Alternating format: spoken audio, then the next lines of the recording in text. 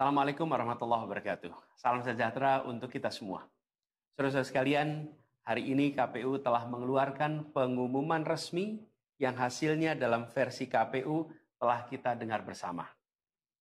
Tapi dalam sebuah pemilihan, proses itu tidak kalah penting daripada hasilnya. Proses pemilihan itu penting untuk dipastikan terbuka, adil, jujur, bebas dari berbagai macam tekanan. Untuk apa? Untuk menjamin bahwa semua suara yang memenuhi syarat akan didengar dan akan dihormati. Proses pemilihan ini penting untuk dijaga agar memastikan legitimasi, kepercayaan, dan inklusivitas dalam hasilnya. Tanpa proses yang kredibel, legitimasi calon yang terpilih atau legitimasi keputusan bisa menyebabkan keraguan. Maka menjaga integritas pemilihan adalah fundamental untuk kelangsungan demokrasi dan untuk terpenuhinya aspirasi masyarakat secara keseluruhan. Atas dasar itu, izinkan kami menyampaikan pernyataan untuk mendakapi proses pemilu yang sejak awal hingga saat ini. Saudara-saudara sekalian, sepanjang perjalanan Pilpres kali ini, sejak awal kita semua telah melihat dan menemukan begitu banyak ketidaknormalan, kekurangan, dan pembiaran terhadap proses yang tidak wajar, yang tidak pernah terjadi sebelumnya dalam sejarah bangsa ini. Sudah menjadi rahasia umum, berbagai kekurangan ini telah kita temui sejak jauh sebelum pencoblosan. Mulai dari rekayasa regulasi sampai ke intervensi alat negara. Dan semua ini telah menjadi catatan media serta jadi catatan publik. Mas Anies dan saya maju pencalonan sebagai capres dan cawapres ini untuk membawa misi perubahan, menghadirkan keadilan dan kemakmuran bagi semua, menegakkan kembali demokrasi dan menunaikan janji-janji reformasi. Dan berdasarkan catatan dari KPU tadi, ada puluhan juta orang yang menitipkan suara kepada kami berdua. Maka demi memperjuangkan suara mereka yang percaya pada perubahan dan tetap teguh hingga akhir, kami memutuskan meminta tim hukum Timnas Amin untuk maju ke Mahkamah Konstitusi dan menyampaikan kepada majelis hakim serta publik luas tentang berbagai kekurangan dan penyimpangan yang telah terjadi selama proses Pilpres kali ini. Terlalu banyak temuan-temuan tentang proses demokrasi yang tidak berintegritas ini yang telah dikumpulkan oleh tim hukum Timnas Amin. Semua ini nanti akan disampaikan oleh tim hukum kepada Mahkamah Konstitusi.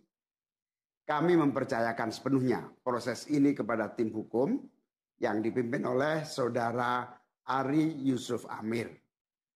Dan tentu dikawal dan didukung sepenuhnya oleh tim Amin di bawah kepemimpinan Kapten Muhammad Saugi. Kami menyerukan kepada seluruh relawan dan pendukung, mari kita dukung sepenuhnya tim hukum berjuang di jalan konstitusional yang telah tersedia secara sah. Dan kita semua akan terus menjaga etika demokrasi, menjaga suasana kedamaian dan persatuan. Saudara-saudara sekalian, kepemimpinan yang lahir dari proses yang ternodai dengan penyimpangan, dengan kecurangan, akan menghasilkan rejim yang outputnya nanti, keluarannya nanti adalah kebijakan-kebijakan yang penuh dengan ketidakadilan. Dan ini yang tidak ingin kita temui di Indonesia. Kita tidak ingin ini terjadi.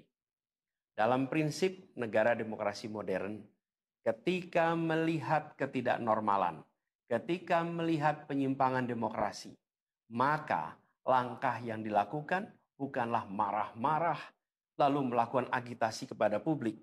Tapi langkah yang dilakukan adalah mengumpulkan semua sinyalemen, semua bukti-bukti untuk kemudian nanti dibawa ke depan hakim, ke depan Mahkamah Konstitusi. Ini ciri pribadi, ciri organisasi, dan ciri negara yang modern, yang matang, yang beradab. Karena itu sejak awal kami katakan, kami tidak akan gegabah Walaupun kami merasakan sejak masa kampanye sampai pemilihan terlalu banyak ketidaknormalan, penyimpangan yang kami alami. Tapi kami memilih untuk mengumpulkan itu semua secara hati-hati, melakukan validasi, memastikan akurat. Kenapa? Karena kita ingin negeri ini, negara tercinta kita ini terus maju, makin matang dalam berdemokrasi, makin matang dalam bernegara. Dan ini kita kerjakan dengan keseriusan. Kita tidak ingin proses demokrasi yang terjadi membuat kita mundur mendekati masa prareformasi. Karena itulah kita menjaga semua proses ini secara baik, secara tertib. Walaupun itu semua kita lakukan, akan ada saja yang berusaha merendahkan usaha konstitusional ini. Ada saja yang nanti akan mendegradasi usaha konstitusional ini. Seakan ini adalah sikap penyangkalan dan tidak mau menerima kekalahan. Izinkan kami tegaskan di sini. Kami tidak ingin membiarkan penyimpangan atas demokrasi itu berlalu tak ditantang. Kami tidak ingin penyimpangan itu berlalu tanpa catatan. Kami tidak ingin ini menjadi presiden yang buruk bagi generasi-generasi yang akan datang. Biarlah cukup berhenti sampai di sini. Jangan ada pembiaran. Bila penyimpangan, pelanggaran dibiarkan, dia menjadi kebiasaan. Bila kebiasaan dibiarkan, dia menjadi budaya. Kita tidak ingin budaya demokrasi kita penuh dengan ketidaknormalan. Kita ingin mengembalikan demokrasi kita menjadi demokrasi yang penuh dengan kewarasan. Demokrasi yang mengedepankan adab. Ini yang harus kita kerjakan. Karena itulah kenapa kita memilih jalur ini. Karena kita ingin agar pengalaman ini nantinya tidak menular. Tidak menular kemana? Ke pemilihan-pemilihan berikutnya. Baik pilpres, nanti akan ada ratusan pilkada, akan ada pileg tingkat 1, tingkat 2, yang tidak boleh mengalami yang pernah kita saksikan sama-sama. Walaupun kami sadar, kita ini dalam situasi yang tidak normal. Banyak yang menyampaikan kepada kami bahwa kemungkinan untuk bisa mendapatkan keadilan itu kemungkinannya amat kecil. Berbagai pihak mengatakan ini lembaga-lembaga negara yang terkait penyelenggaraan pemilu, terkait penyelenggaraan sengketa, telah terkooptasi oleh oknum-oknum yang sudah terbukti melanggar etik. Bahkan ada yang ketuanya sudah melanggar kode etik berkali-kali, sudah diberikan sanksi berkali-kali, tapi tetap saja dibiarkan menjalankan perannya. Padahal perannya memiliki dampak pada kehidupan seluruh bangsa Indonesia dan perjalanan ke depan negara kita. Meskipun kita dengar itu semua, meskipun kita saksikan ketidaknormalan itu, tapi kami tetap memilih berada pada jalan dan jalur konstitusi. Kami berharap pertolongan Allah Subhanahu wa taala, pertolongan Tuhan yang Maha Kuasa. Semoga Allah bukakan, Allah teguhkan hati para hakim konstitusi itu untuk mereka bisa imparsial, untuk mereka memiliki keberanian, untuk mereka mengambil keputusan yang adil, keputusan yang benar, keputusan yang nantinya akan mereka pertanggungjawabkan di hadapan Tuhan yang Maha Kuasa. Keputusan yang akan mereka pertanggungjawabkan di hadapan sejarah perjalanan bangsa Indonesia, yang akan dipertanggungjawabkan di depan anak cucu mereka di kemudian hari. Ini adalah harapan kita. Dan kami yakin, insya Allah mereka akan bisa menjalankan apa yang menjadi harapan dari kita semua. Mari kita terus jalankan perjuangan ini dengan menjunjung tinggi etika, menjaga kedamaian dan persatuan.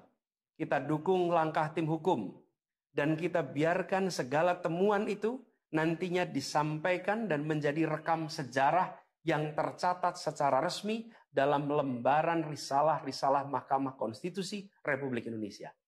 Ini biar menjadi catatan, catatan pengingat, catatan yang penting bagi perjalanan Republik ini, perjalanan bangsa ini di masa yang akan datang.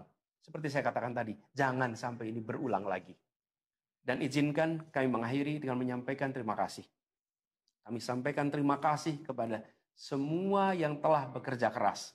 Kepada seluruh tim yang telah bekerja sepenuh hati. Dengan luar biasa hingga tuntas. Dan kepada seluruh pendukung, seluruh simpatisan yang tak henti menguatkan kami